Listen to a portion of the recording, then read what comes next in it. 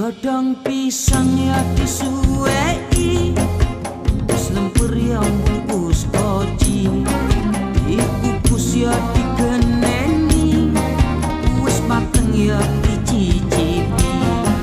Dina Setu kita sinoman, dina Minggu kita kondangan, pas mangan kita pamitan, nek salaman ora kosongan. Kondangan, kondangan, kondangan,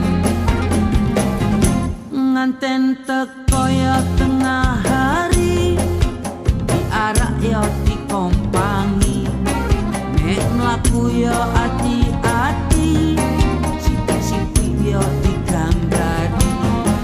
Dina Setu kita sinoman, dina Minggu kita kondangan, pamitan, nek salaman ora kosongan. Kondangan, kondangan, kondangan. Dina Senin kira-kirahan, dina Selasa bayar sambutan, dina